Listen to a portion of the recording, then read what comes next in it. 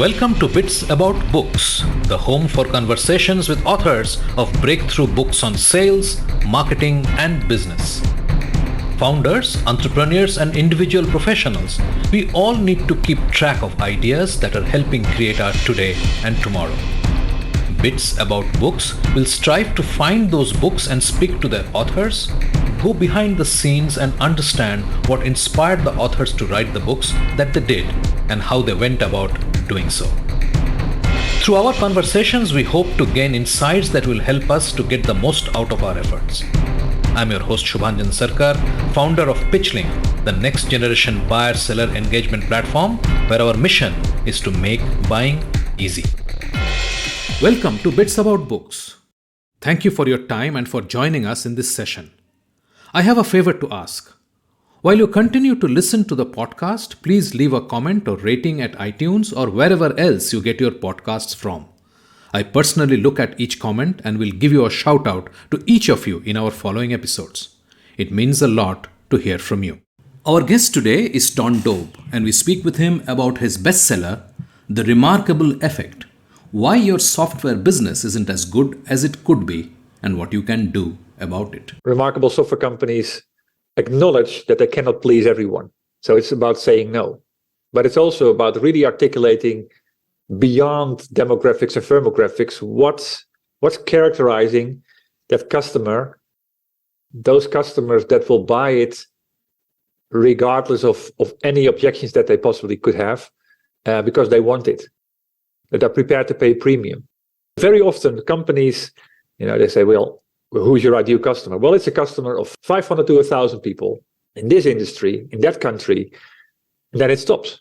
Yeah, of course, that's where you start searching for them, but that's not your ideal customer. There's like maybe 90% of the customers you'll find in that pond will never buy from you for all kind of reasons. So what is the 10%? And of course, that is a tough thing because that takes guts to say, okay, we're going to focus there. Ton is the founder of Value Inspiration and author of The Remarkable Effect. This thought drives him.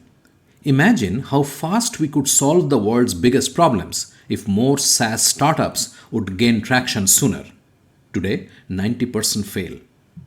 His mission is save mission-driven SaaS CEOs from the stress of not enough traction by turning their business into one the world talks about and keeps talking about. Now, on to this insightful discussion with Dobbe. Ton, welcome to Bits About Books. I'm delighted to have you here. This is a long time in the making. I mean, we connected nearly like 6-8 months back when we said that we were going to get you on this podcast, and then somehow, it took so long. But I'm so delighted that you are here.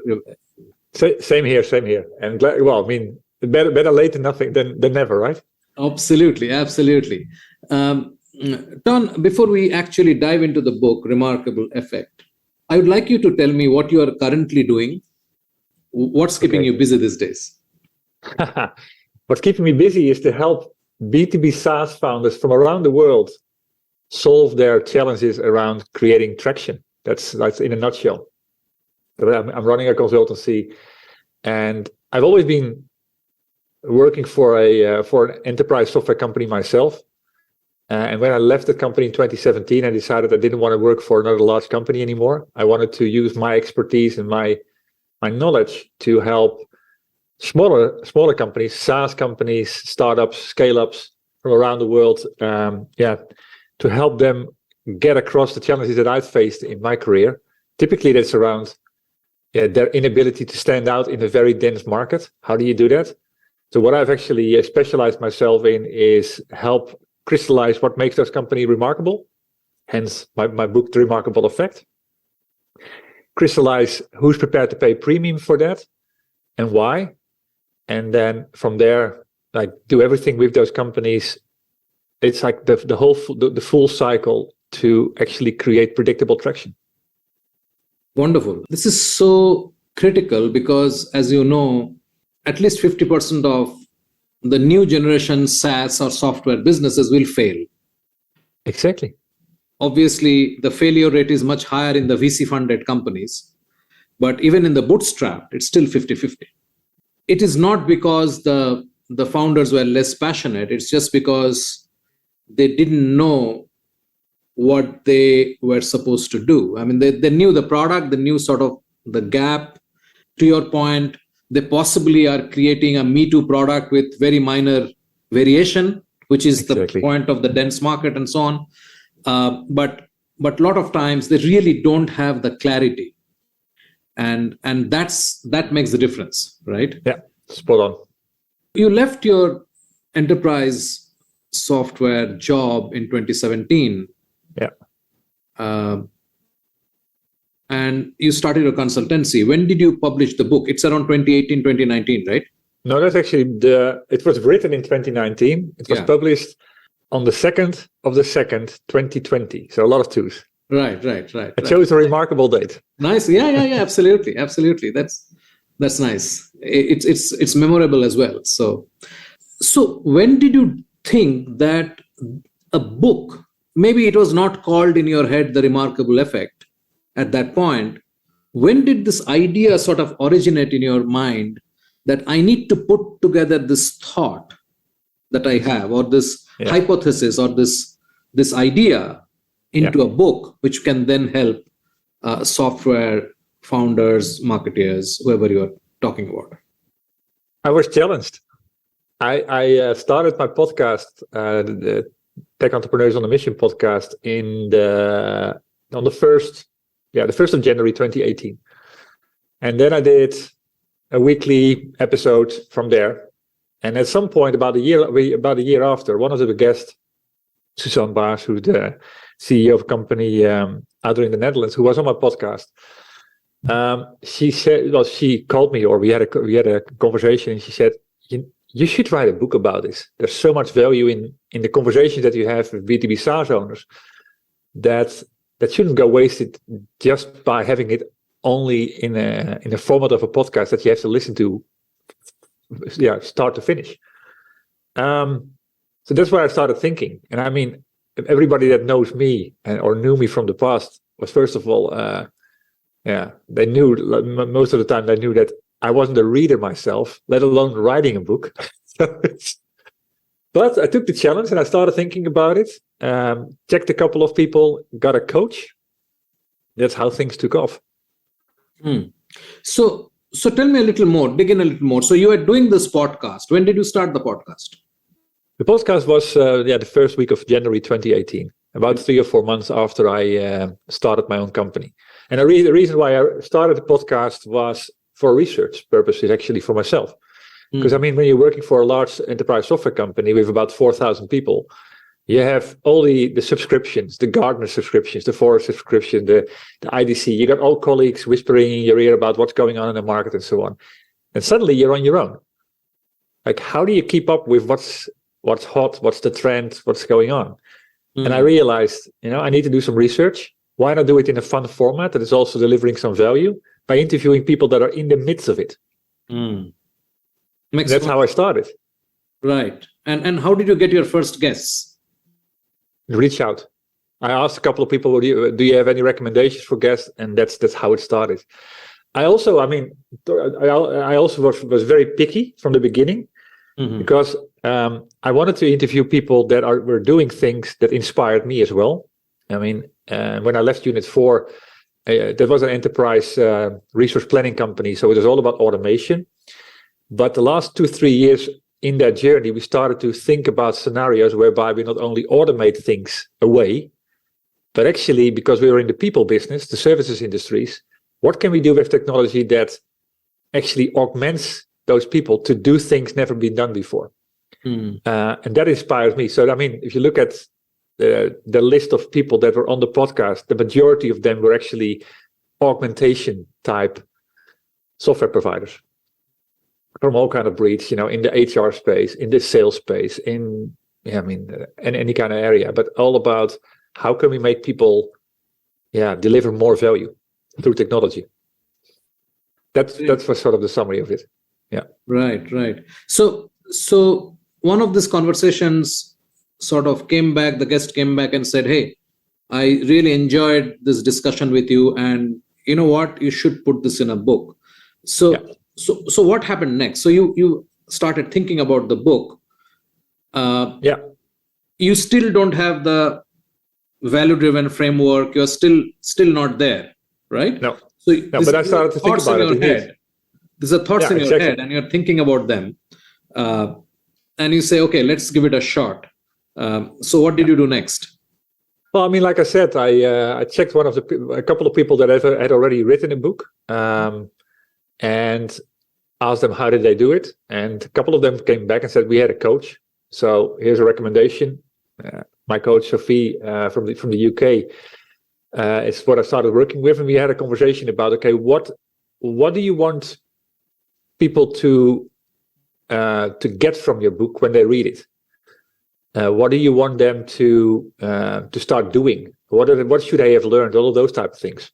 Mm-hmm. And that's where I started to kind of create the arc of the book.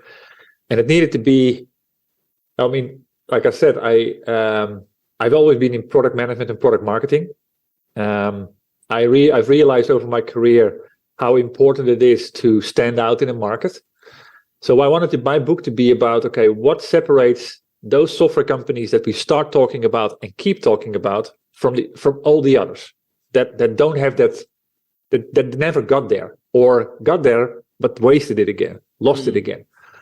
Mm-hmm. And so I'm not writing this book is not about how do you run a software company. It's there's many books around that. I didn't want to go and and touch that, but it's about how do you run a company? What can you do different in order to get to the point where actually people, your ideal customers, start talking about you, the market starts talking about you, your competitors even start talking about you. And how do you not only get to that point, but actually how do you also stay there? And that is touching upon everything that's the three critical components of what I see as a software company. Touches the marketing side, it touches the sales side, it touches the R&D side. Right. Yeah, absolutely. I get it. So you engaged with this coach, and how did you start actually structuring the book? How did you go about doing that? Well, I mean, I started to put things on. I mean, I made a lot of Post-it notes. If you see the pictures from then on my desk, hundreds of Post-it notes, and I started to group things around until I ended up with about 10 different areas. I mean, it were quotes from people. It was the kind of the topics that we touched upon and so on. So I ended up with when I crunched it down to 10 different traits. And so it's the book is about 3 different levers, and within those levers there are 10 different traits to adopt to fill the gap around in order to step up. Right. So this is a good time to okay. Before I get into I was about to dive into the book, but before I get there, how long did it take you to do this? Actually, it was quite quick because what I could grab from, of course, was since the beginning of my own company, I committed myself to write a blog every single week. Okay. And it was either about the marketing angle of it, positioning, segmentation, value proposition type things. It was about sales. How do you do that? How do you get pole position in the sales meeting? How do you win more deals? All of those type of things. And it was about R&D side, product strategy related topics. So I had already a lot of blogs written. And once I knew the structure, it was relatively easy to start taking elements of each blog and position that in that structure. The other thing, of course, I had was approximately 60, 70, and that, of course, grew during the time that I was working on the book, 60, 70 episodes of my podcast. And because, I recorded podcast, then I created a transcript out of it. It was relatively easy to just say, okay, hey, this is a good quote. This is something that actually illustrates the point that I tried to make, not from my own perspective, but from the perspective of someone that actually is in the midst of this. So that's where I took quotes. And before you know it, you already have pretty broad outline of what the book is about and what the content is going to be about. Right. Then I started writing, and I did it in about 16 weeks. Wow. I committed myself to write 5,000 words per week, about 700 or so words per day. And some days you make it, sometimes you don't. But I mean, that is all. That became easier because I already had a lot of words written for me. Makes sense. And did you want an independent publisher, or did you self-publish? How did you go about doing it? I'm not sure how it is. Maybe it's a hybrid. I used a company at the end that did the layout, right, and that helped with distribution through the normal distribution network. Right. And of course, making it available online on all the networks like the Amazons. Right. Wonderful. Let's dive in. Let's start with the name. Why did you want to call it The Remarkable Effect? Because if you take the advice in the book, if you take it chapter by chapter and take that to heart, and you start closing the gaps on each of the traits, what you will see is that you will start to create an effect that is bigger than the sum of its components. The first 3 chapters are about what I call the value foundation. The second are about the viability, the viability of the company, the viability lever. The first is the value lever, viability lever, and the last one is the volume lever. If you do the value lever right, then the others that are following then have more potential. So that will give you a boost, and that just grows, and hence the remarkable effect. Makes sense. So let's talk about the value lever. What is it as a concept, and how do you go about leveraging that?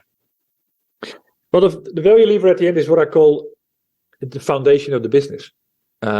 It's really spelling out 3 very important things. It's about the segmentation, positioning, and value proposition. But there's a couple of nuances that I've learned the hard way over time that are critical to grasp. The first chapter is remarkable software companies acknowledge that they cannot please everyone. So it's about saying no. But it's also about really articulating beyond demographics and firmographics what's characterizing that customer. I wrote about it this morning, that where you have buying power or where you have pricing power. Those customers that will buy it regardless of any objections that they possibly could have, because they want it, that are prepared to pay premium. I mean, there's a lot of, very often companies, particularly in the space that I come from, they say, well, who's your ideal customer? Well, it's a customer of 500 people, 500 to 1,000 people in this industry, in that country, and then it stops. Yeah, of course, that's where you start searching for them, but that's not your ideal customer. There's like maybe 90% of the customers you'll find in that pond will never buy from you for all kind of reasons. So what is the 10%? And of course, that is a tough thing, because that takes guts to say, okay, we're going to focus there, because a lot of people will think, yeah, but then I'm minimizing the number of options that I have. Well, the fact that you keep your market very big doesn't mean your options are bigger. Actually, there's a lot more ways going on there. So that's one thing. The second thing is that the remarkable software companies create something valuable and desirable. That's trait number 2.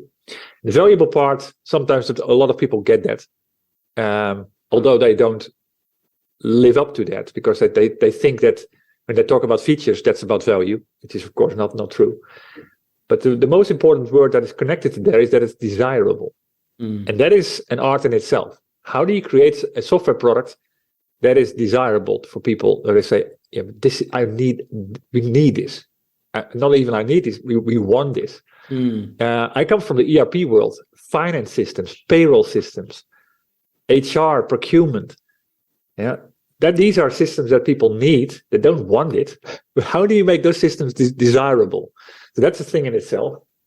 And then the last trait in that value foundation is remarkable software companies aim to be different, not just better. And that's already kind of alluding to your point earlier on, that it's not about creating a software product that is just a bit better. You always have to realize that companies have something in place, they have an alternative, whether that's software or not, and to kind of move from there, the thing they know, that they've come accustomed to, that actually is working, to move to something else, needs to be not 10% better, but it needs to be multiple X better. I mean, people talk about 10X, but you have to bridge a lot of things in order for people to say, okay, yeah, I'll go there. And that is about being different, because you cannot get it by just making something that is nicer user interface, or just that tiny little bit of more efficiency and so on. So that's what I try to describe in the first 3 chapters. Right. So I have a couple of quick questions. One is that when you just described how people describe their ideal customer profile, and then it stops after you have identified the kind of industry, the size of the company, and the geography and so on. What is it that it should actually be? Especially because when you are early, and this is a discussion I have all the time, I think ICP, while it's supposed to make your life easier, has actually make it extremely complicated, because there is no way for you to say, especially in the early days, that this is really my ICP. I mean, anybody I talk to, they say, oh, go and look at your best customers, and then you can, of course, if I have a lot of customers, I can do that. But what if I am greenfield and I've just come out with something new in say an ERP solution? How do I do that? How do I actually say, okay, I'm going to not look at any of these, but this, and this is likely to be my best target market? Yeah. Obviously. Well, it starts, of course, with the assumption, and that's also where a lot of companies go wrong, that when you create your solution, you do that, first of all, by doing your research and actually talking to potential customers, where you've got the sign that they not only want this, but are actually prepared to pay for this. Because a lot of people say, yeah, I'd like that. That's a good idea. But you pay for it. Well, no. Or the other way. I mean, actually, 2 weeks ago, I had a podcast with a founder and said, we got all the signs right. Everybody saw the problem. Everybody was feeling the problem. All the checkboxes were touched upon. And then, would you pay for this? Yeah, I would pay for this. Then they asked the question, what would you use it for? Can you give me 3 scenarios where actually this would be of immediate value to you? And they couldn't mention it. Because they were using this, but that was actually fine. And they were using that, and that was not really a problem. And so assuming that all of that is right, then you should have already a lot of signs about what defines, what characterizes a customer that will buy this, blindfolded. Actually, I'm going through a value foundation or a traction foundation project right now with a customer that has the platform built, but no customers yet, and it's exactly the same type of discussion. And it's like pulling teeth sometimes to get the right type of information out, but that is doable. What I'm looking for always, and I wrote a long form blog about this. Like I said, demographics, firmographics, that's the easy part. This is where it will fit. But yeah, that's like a big pond. I'm trying to, in my blog, I refer to that as a glass of water. It's like, how do you say that? It's water, It's nothing. It's not nice. It is what it is. Yeah. And what I want people to think about is, okay, what would your ideal cocktail look like? So what ingredients are you going to put into this? Putting it into this nice shaped glass that is going to give a flavor. Customers are saying, "Oh, can I have this?" And that is about understanding, like looking at it beyond demographics, firmographics, and looking into worldviews of customers. Psychographics type scenarios. What do people care about? What do they aspire? What are their frustrations? What are their? I mean, just name all of those. Because once you start kind of articulating that, what you automatically will do is bring a little bit of the emotion in, rather than just the facts. The fact that they are a 500 people company, if I give you two companies of 500 people in the engineering space in India, one will buy from you, one will not. How do you know? And you go inside and you check a couple of people, and you look for signs and signals that are going to be about what drives those people. Do they care about speed? Or do they care about quality? So the black and white type things. What are they frustrated with? What do they aspire? What do they hope for? All of those type of questions. The more articulate you are around that, then that will give you those ingredients to create that cocktail. Fair enough. And I also think that in many cases, I mean, like to take on the example that you just gave, that if you ask the customer, like the podcast you're talking of, that, okay, what will you use this for?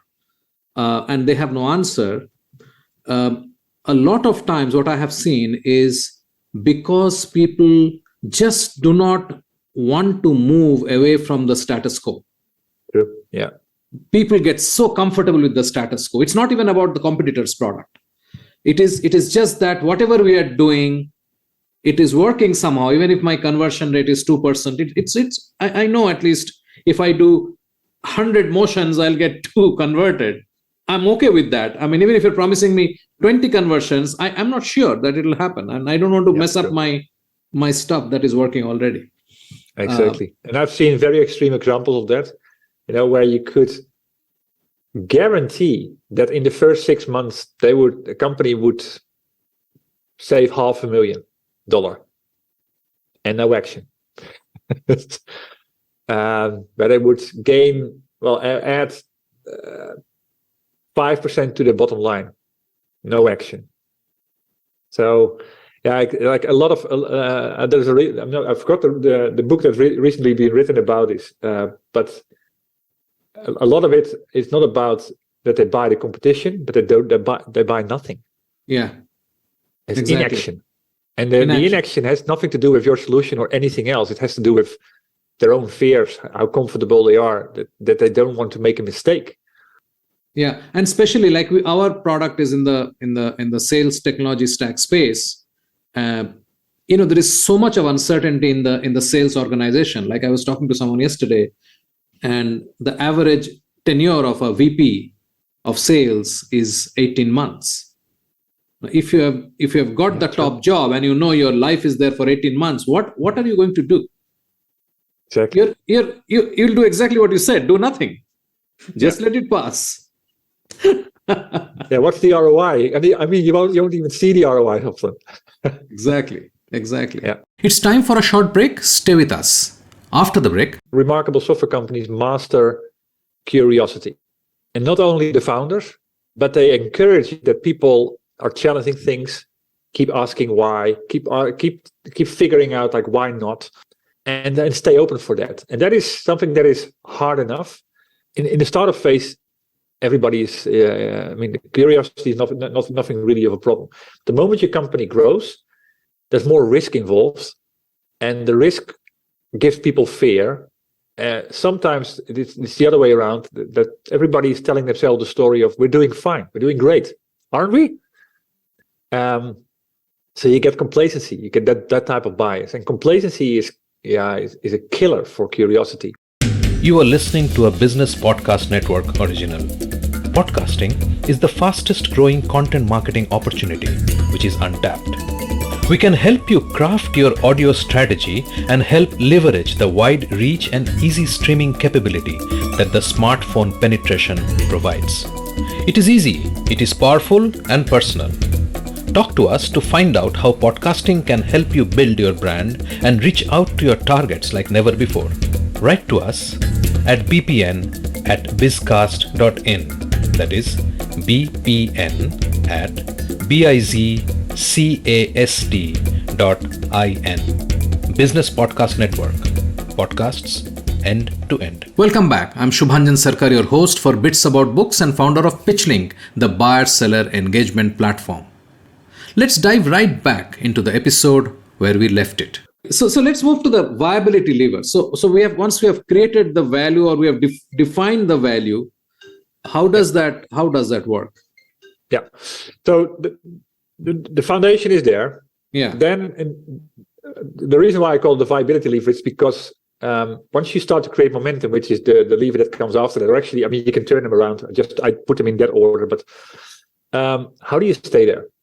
And so trait number 4 is that remarkable software companies master curiosity, and not only the founders, but they encourage that people are challenging things, keep asking why, keep figuring out like why not, and then stay open for that. And that is something that is hard enough, because a lot of time when people, in the startup phase, everybody is, curiosity is nothing really of a problem.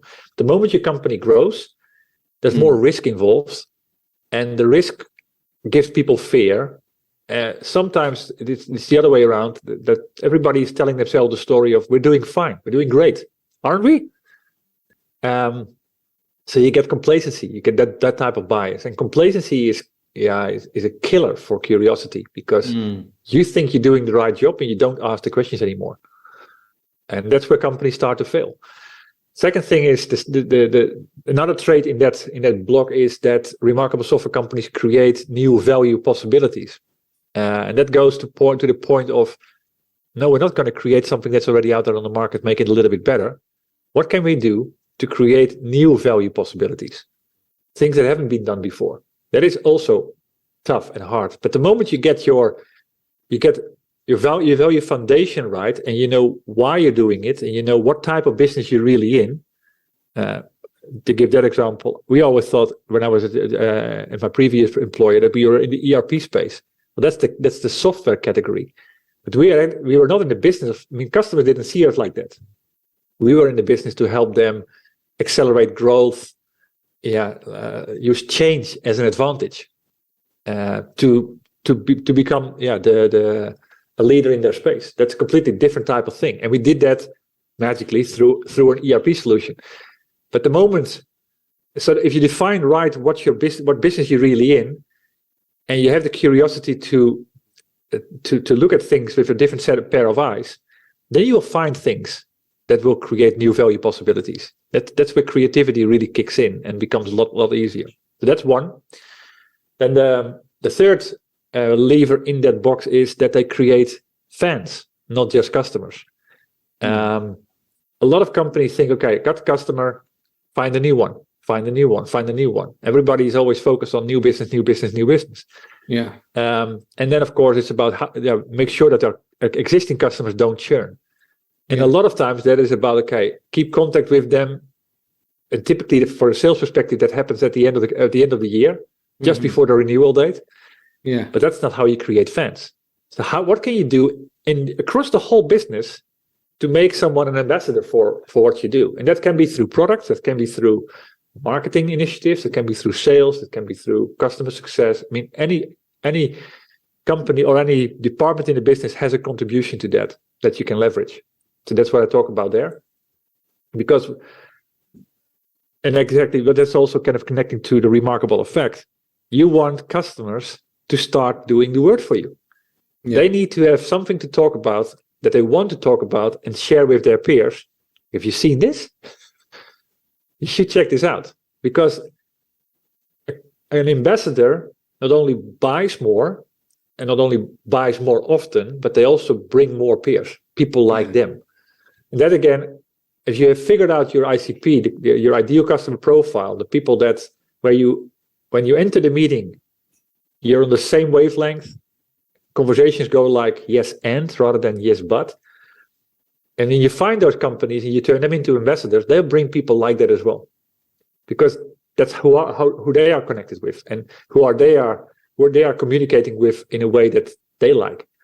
That's the third lever in that box. And then the last one is remarkable software companies focus on the essence.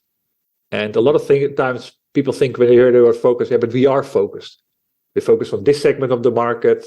We have these 3 products. But focus at the end is often ill-defined or ill-understood.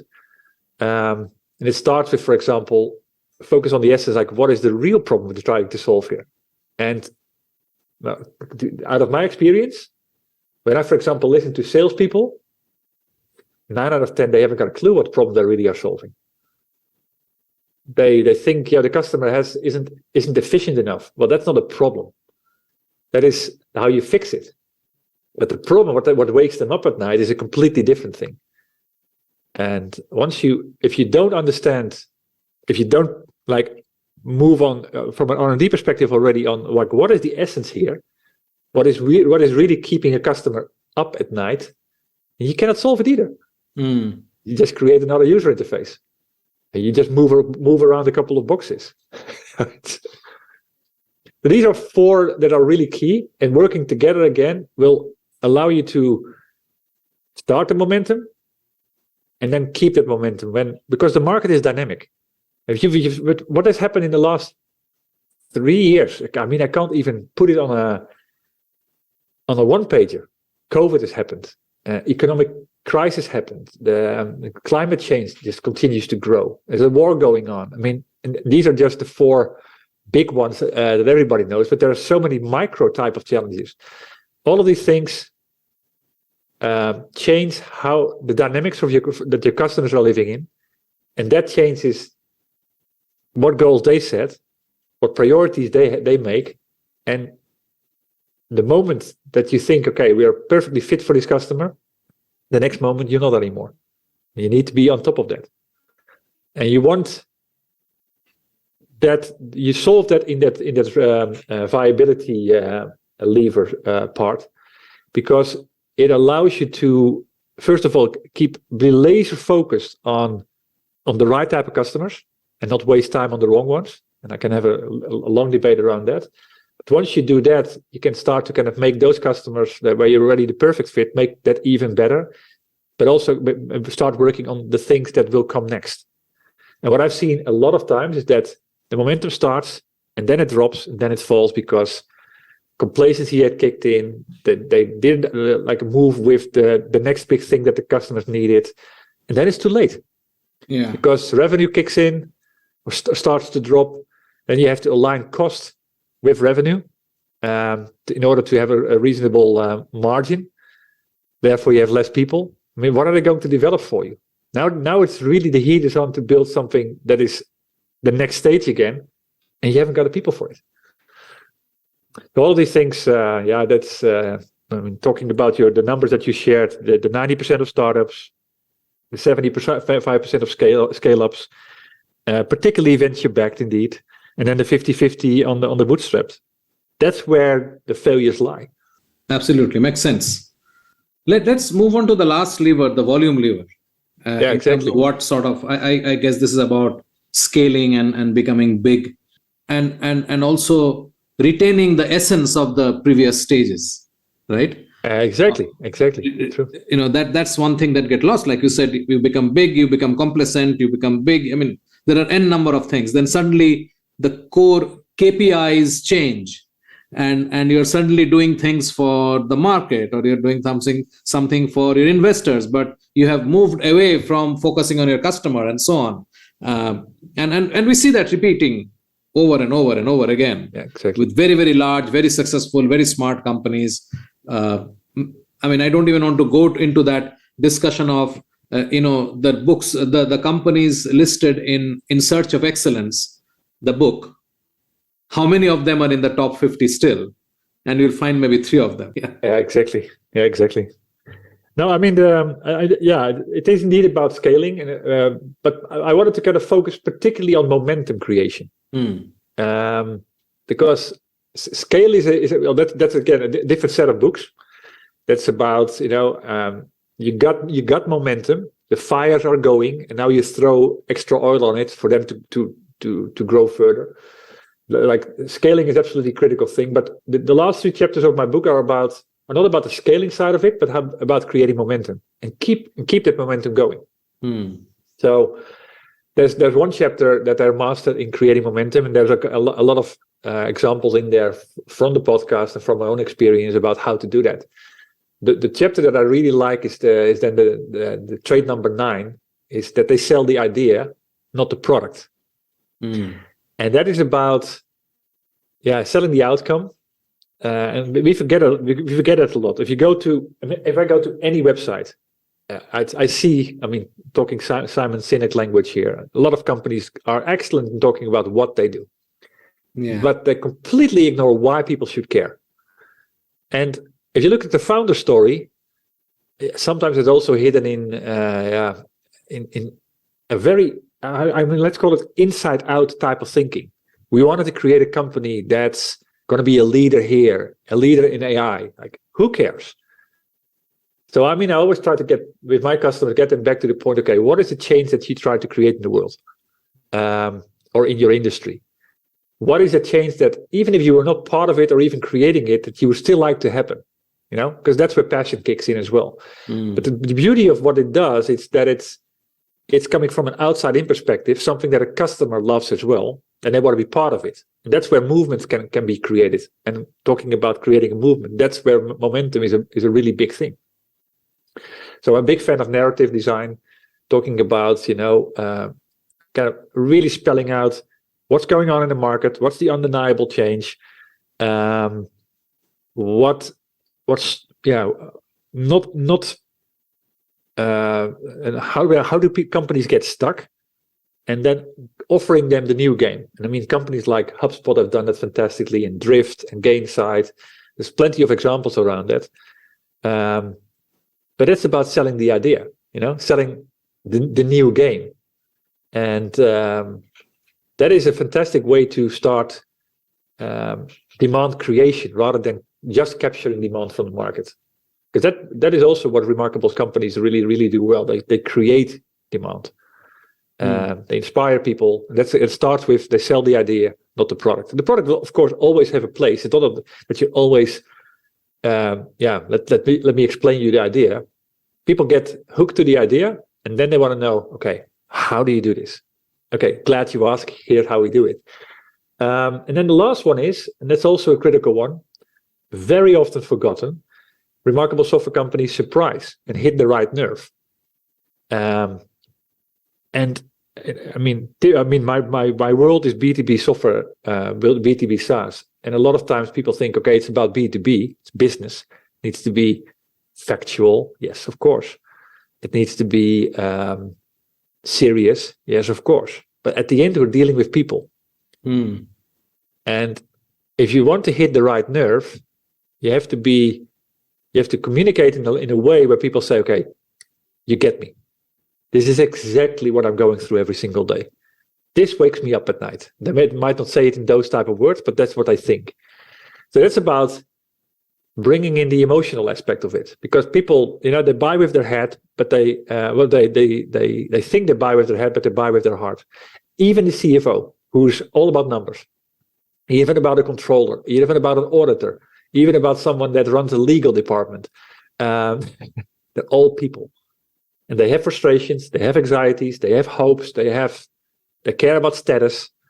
So hitting the right nerve is really understanding and kind of getting under the skin of your ideal customer, living days in their world yourself. And that's hard. Yeah, absolutely. I can see it. I mean, one question I have here, and maybe with that we can wrap this up. The buyer, by the time he is coming to you, he has crossed a lot of distance to come and start talking to somebody who is going to provide a solution. Yeah. Right? They would have discovered that something is needed, then they would have tried to solve it internally. Okay, what softwares and what do we have? Can we use that? Or what expertise do we have? Can we solve it with that? And then eventually they do some research, and then they identify prospective vendors. And I'm not really talking of a $1,000 per year kind of SaaS. I'm talking of something more substantive, like what you are selling, right? Like enterprise level, anything between $30,000, $50,000, $100,000 a year. A lot of water has flown under the bridge by that time, right? Yeah. How do you start engaging early? Is there anything that you touch upon in your book? Yeah, well, that is, again, it's almost starting with chapter 10. But in order to do chapter 10 right, you have to do chapter 1 right. Right. Because if you articulate who you're for and who you're not for, these are two very important things. Because a lot of people know who they're for, but if you ask them, okay, but who not? They go outside of their industry. Well, not that industry, not that industry. No, I'm not talking about that. I'm talking about the same industry, the same size, same number of people, same number of revenue. And like, what defines your customers that are not ideal for you? But the moment you understand that, kind of hitting the right nerve, it becomes relatively easy. I mean, the only way to get the eyeballs is to be out there, and that starts with content creation. Yeah, write that blog, and write it from a perspective of your customer. Outline the top 20 problems that wake them up at night. Talk about that. And how do you solve that? That's how things are created. Use leverage narrative design. We talk about the old game and the new game. But again, that all ties to clarity about the problems that your customers want to solve. In my book, I give on page number 24, I talk about the triangle. And Jonathan Starker was on his podcast a while ago. He actually talked about, he started referring to it as the broken triangle, which is, I think, a nice way to look at it. But you want a triangle to be equally sided. And the moment one of the sides is off, that is broken. And this is about three things. So what I recommend my customers always to do is to create a list of all the problems that they think wakes their customer up at night. Make a list of 10, 20, 30, 40.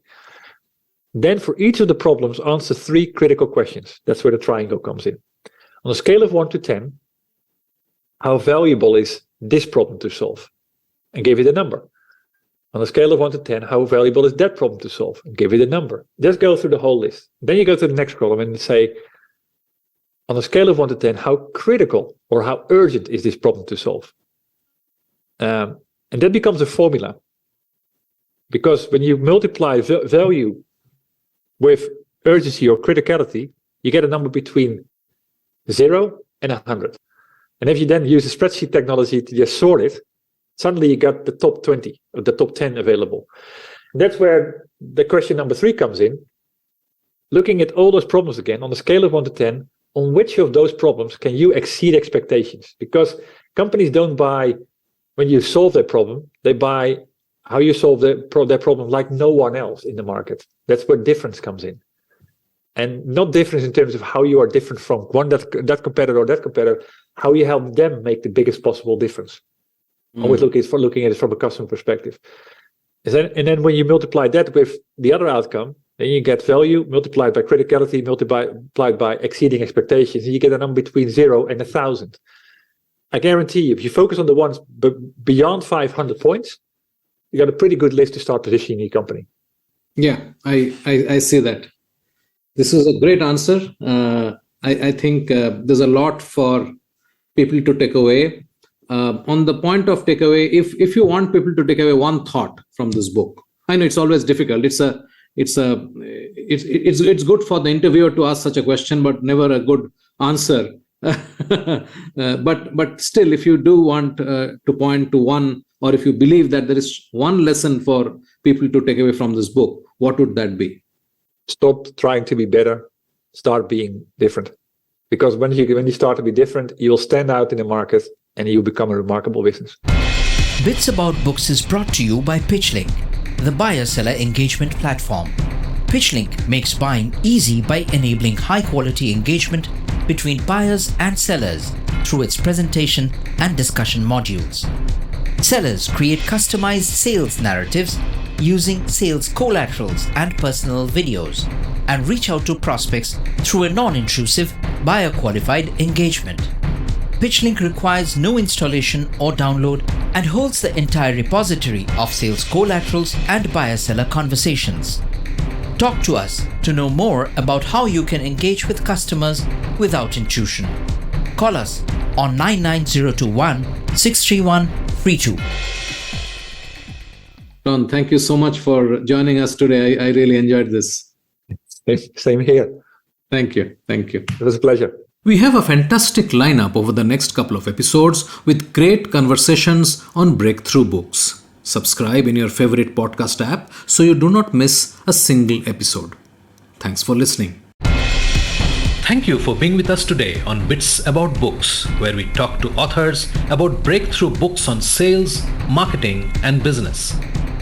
We hope this conversation helped inform and motivate as we all navigate a rapidly changing business environment.